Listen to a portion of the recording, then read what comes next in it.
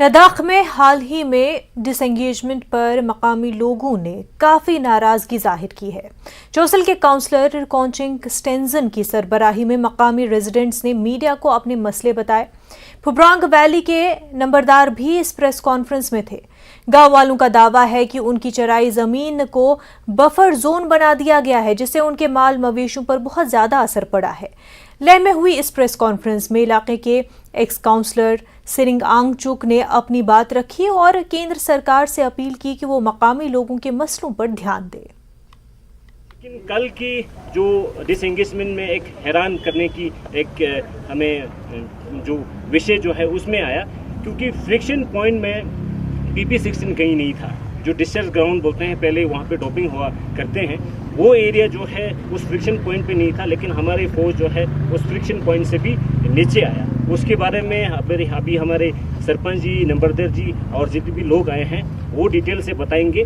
लेकिन आज तक जितने भी ये इशू हुआ, हम सब ने मिल के पहले भी एक बार हमने मैनपंगुंग ए और मैनपंगुंग बी के रिप्रेजेंटेटिव के साथ हमने प्रेस कॉन्फ्रेंस किया था। और हमें हमारे तरफ से जितने भी जो इश्यूज़ हैं, हमारे तरफ से जितने भी जो लोकल्स को जो इशू फेस करने पड़ रहा है, उस सब में हमने रखा। लेकिन अभी तक कुछ ज़्यादा उस पर हमें रिस्पॉन्ड जो है ऊपर की तरफ से भी हमें नहीं मिला, जिसकी वजह से अभी भी देख रहे हैं कि चशुल में विंटर की मैक्सिमम ग्रेजिंग एरिया जो है रिड्यूस हो चुका है। हाल ही में हाट, इवन जो ट्रेडिशनल ग्रेजिंग एरिया जहाँ है वहाँ पे हम नोमैड्स हाट दे रहे हैं। उस हाट के लिए भी हमें पीछे हटने के लिए बोला, तो हमने ठाना कि उस एरिया में ही लगाना है जहाँ पे पहले है।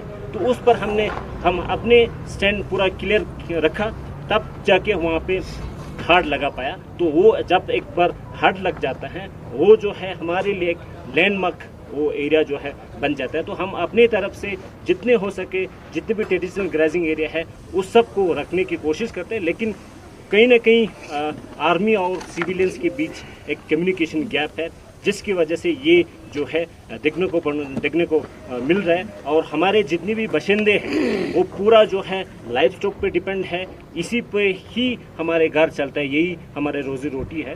तो उसको भारत सरकार ध्यान देना चाहिए और सीरियसली लेना चाहिए। और रिसेंटली जो डिसएंगेजमेंट की बात चली, तो हमने सुना कि अब आर्मी ही हट गया है। पहले हमें जाने नहीं देते थे, अब आर्मी खुद भी पीछे हट गए हैं। उसका मतलब है हमने पूरी तौर पर ये ज़मीन एक नो मैन लैंड्स के तौर पर खो दी गई है। तो चाइना में बेस्ट फाइन पश्मीना का कंपटीटर लद्दाख है। अब वो कंपटीशन ही ख़त्म हो जाएगा जब हमारे पास ग्रेजिंग लैंड नहीं होगा। तो हम उस पर पश्मीना के बढ़ावा करना या उपजाऊ ज़्यादा करने की कोई बात ही नहीं होता है। हमने ये सोचा था कि लोग वहाँ रहे। हमने बहुत कोशिश की है, पिछले कई सालों से हमने कहा है कि बूढ़े बुजुर्गों का गाँव ना रहे, यूथ भी आके उसमें रहे, गाँव खुशहाल बने और गाँव बढ़ते जाए, गाँव में पॉपुलेशन ज़्यादा हो। तो वो हमने उम्मीद किया था। लेकिन एक सस्टेनेबल जो लाइवलीहुड होगा तभी वो लोग वहाँ रहेंगे। ज़रूरी ये है कि लोगों को क्या इकोनॉमी है, लोगों की इकोनॉमी पे डिपेंड किस तरीके से रहना है। ये ट्रेडिशनल जो लाइवलीहुड है वो सस्टेनेबल हम मानते हैं, ना कि जो अभी के जो टूरिज़्म और बाकी जो छोटे मोटे एक्टिविटीज़ है वो सारे फॉर द टाइम बिंग है। लेकिन जो सस्टेनेबल जो जहाँ पर हम रहते आ रहे हैं जनरेशन टू जनरेशन, वो है हमारे लाइफ स्टॉक्स। अब लाइफ स्टॉक्स के लिए ग्रेजिंग बहुत बड़ा एरिया चाहिए होता है।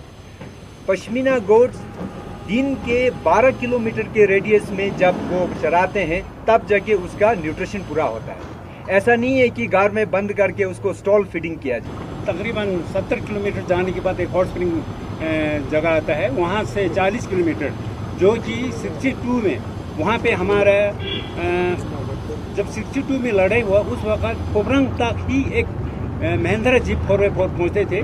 उसके अलावा जो भी फौज आते हैं तो यहाँ ले से ही घोड़े पे आते थे, पोबरंग तक छोड़ते थे। वहाँ से हमने सप्लाई करके टीसालू, हॉट स्प्रिंग, उसके बाद कुबरंग वैली, जो अभी आप कुबरंग वैली से जाके अल्फा 3 से नीचे उतार के एक गलवन है, वहाँ तक 62 में हमारा गांव वाले की आग लेके गोरा लेके वहाँ तक हम वो राशन सप्लाई करते थे। जहाँ भी मैदान नज़र आए वहाँ पे ड्रॉपिंग कर देते थे। तो उसके बाद हम जो बेचारा 24 घंटे दुश्मन के साथ आंग से आंग मिला के जो पिकेटों में बैठ के गवर्नमेंट ऑफ इंडिया हिंदुस्तान के लिए जो ड्यूटी देते हैं, उनका राशन पानी क्लोथिंग सब कुछ हम खोबरंग वाले ही उनको सर्व करते थे। लेकिन हमारे पास असला अमुनिशन नहीं है, हम उनके साथ लड़ नहीं सकते। लेकिन जो वहाँ पे फौजी है उनका राशन पानी सब कुछ हम ही वो करके, तो बहुत काफ़ी मतलब जगह जो है वहाँ पे वो हो गया है, उन्होंने चीन वालों ने कब्जा कर दिया है। उसके बाद जो अभी 2014 में जो झड़प हुआ, जो मतलब लड़ाई जैसे थोड़ा बहुत हुआ है, वो अल्फा 3 के टॉप पे जो है वहाँ पे एक रोलिंग ट्रांच खोद दिया गया है।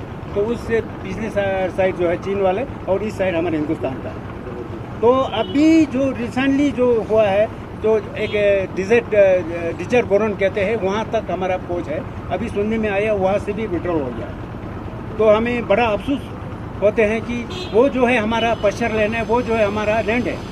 तो नंबर 2 जो है एक ये क्यूला मरसमिकला, आप लोगों को पता है सेकंड हाईएस्ट है। उसके जस्ट बगल में 7-8 किलोमीटर जाने के बाद हमारा बैंकर है, हमारा राशन है, पानी है। वहाँ पे फौजी वहाँ तैनात रहते थे। अब वहाँ से भी हट के अब रिमदी नाला का जो एग्जिस्टिंग रोड है, उस रोड से ऊपर जो है बोलते हैं कोई बैल बकरियाँ नहीं जाएंगे, कुछ भी नहीं जाएंगे।